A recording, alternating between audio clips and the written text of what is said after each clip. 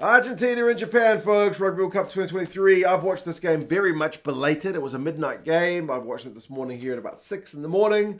We'll go through some key events and stats. But my first thoughts are, what a game. World Cup games, the pools need to be more like this. We saw probably the best attack we've seen from Argentina thus far in this World Cup, at least up against a comparable team. We saw them a bit against Chile. And Japan played some pretty good rugby despite the fact they lost. Both sides struggled to catch restarts. But yeah, we'll go through some key events, stats. You guys can let us know your thoughts. Great crowd. Argentinian fans loud. Japanese fans loud. French fans loud. Great weather. All the best combinations for what was a great game. I mean, Argentina get a cracking start. Their maul looks to be going strong. Chocobates straight up the guts. So how does he get through the Japanese line there? Poor defending, but great attack. Defenders beaten. Steps 7-0 Argentina. Japan hit back with a scrum penalty. Japan seemed to be happy to kind of just box kick it to Boffelli, which is maybe not the best move because he's pretty good in the air. And then, what is maybe a try of the year candidate, Amato Fakatava, who in this game is playing lock, gets the ball spun to him out on the left wing, which he carries in one hand, pacey down the wing, chips it over for himself, regathers it and scores a try. Even a winger would be impressed with that one, but he's playing lock. Unbelievable. Unbelievable. What a try. 7 points apiece. Crowd is loving that one. Argentina don't do themselves any favors when they kick the ball dead not long later, but their breakdown work gets them out of trouble. Matera wins them a breakdown penalty. Labuschagne then gets yellow carded for a head-v-head tackle. He's been red carded for that just before the World Cup, went to tackle school, but this one remains yellow, luckily for him. Argentina are up for a 3-point during that yellow card from the initial penalty, but Boffelli's penalty goes wide. Matera also goes off injured, which is a big blow. But yeah, the yellow staying yellow is important for Japan. Argentina go offside during the yellow card, but interestingly, when Japan got a chance to attack, they go for a drop goal, which when you got a man in the bin is maybe not a bad thing. But then I think Crema charges it down, and then Matsushima has to grab the loose ball and just hoof it back to the Argentinian guys. And this is what I mean about the Argentinian guys showing some genuine, best attack that we've seen. From that kind of broken play, we see Bertrano tear up the field. There's a nice line break. And he gets to the speedster, Mateo Carreras, out on the left wing. It's a great try. It's a poor conversion attempt, but man, great to see Argentina playing that kind of rugby. 12 points to 7. Then Japan lose a line out in their own half. Argentina go through some phases. Japan offside. Opt for the 3. This time he gets it. 15-7. So 8 points conceded during the yellow card. Pretty good return from Argentina. But then Labuschagne comes back on. And Japan score another hell of a try, man. Dylan Riley, his offload. Goodness gracious me. To Fifita, who gets it to Saito running the support line. Nice. So those 8 points are almost all wiped off as Japan gets 7 back. 15 points to 14. And then the crowd, because they're loving this game, which I am as well, they boo Bertrano when he kicks it out because they wanted more. It's halftime. He kicks it out to go into the sheds. The crowd boo him for it. They wanted more of this game. I mean, Argentina's had more possession, more territory, more carries. Japan's had a lot more tackles, but it's only a 1-point ball game. And then Japan show a bit more of their pacey attack in that second half. But also it meets the brick wall, which is the Argentinian turnovers, the breakdown work. This time it's Montoya who kind of gets them out of jail. A few guys going down injured with some knocks. Some of them end up going off. A couple of the props go off. Some of the guys are able to shake it off. But yeah, then Argentina, 13 phases their way up the field.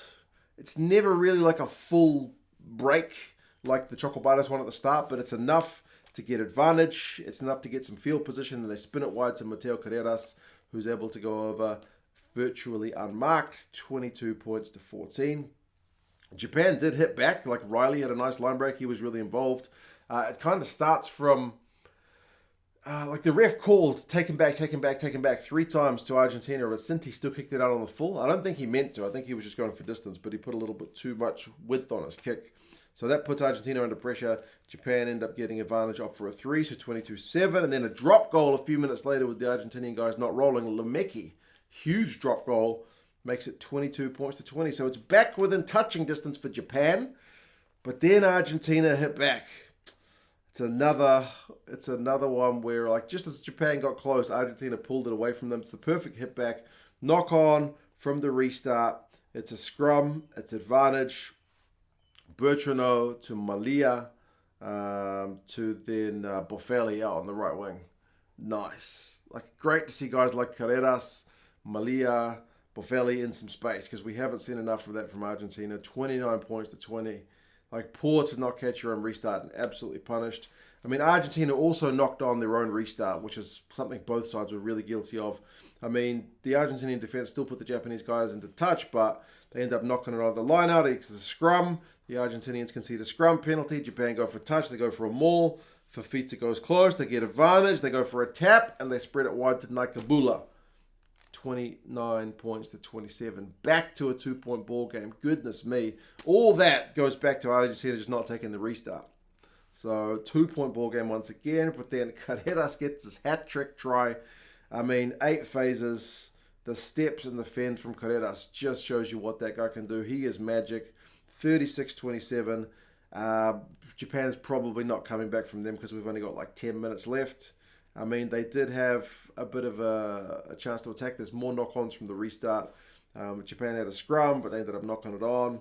There's a Japanese tackle off the ball, and Sanchez kicks a penalty to give us the final scoreline of 39-27. Japan did go down the Argentinian end one more time, but couldn't get anything from it. So, hell of a game. Hell of a game. And good to see Argentina, as I said, really just show us, like, guys like Carreras and Malia and Boffelli and Chocobares, all these guys, like, getting some good go-forward meters. It's really, really pleasing to go with their defense and turnovers, which we've seen all through this World Cup. Run meters finished 463 Japan, 531 Argentina. Japan has less possession, 48%, but more territory, 51%, so pretty tight in the scheme of things. Japan makes 170 tackles to 121, so called upon to do a bit more defending, but their tackling percentage is a bit higher, 87%. Argentina's at 81, which they will need to be a bit higher in their quarterfinal. Turnovers conceded also 15-8 to Argentina. They will need to be a little bit more clinical in their quarterfinal. Penalty count's pretty low, 6-7, so both sides keeping it pretty tight in that regard. Clean breaks, Argentina 10 to Japan 7. In context, Argentina had 3 clean breaks against England and 2 against Samoa. So to get 10 against Japan is just what I'm talking about. Argentina getting some space. Defenders beating 29-26 to Japan, so pretty tight. Riley had 79 metres and beat 3 defenders. Fifita had 71 metres, 2 clean breaks, and beat 6 defenders on his return to the Japanese side. Boffelli had, 4 clean breaks? Carreras had 2 and 8 defenders beaten. Montoya had 14 out of 15 tackles, but yeah, we will see how Argentina go up against Wales in their quarterfinal. We look forward to that. Both sides potentially coming right at the right time. And Japan, it's an early exit for them. But I do think they showed a bit more in this game and their last game compared to prior to the World Cup when they were looking a little bit underdone. But yes, you guys let us know your thoughts. I'm off to watch the last 2 games now. And yeah, I'll talk to you guys again soon. Together.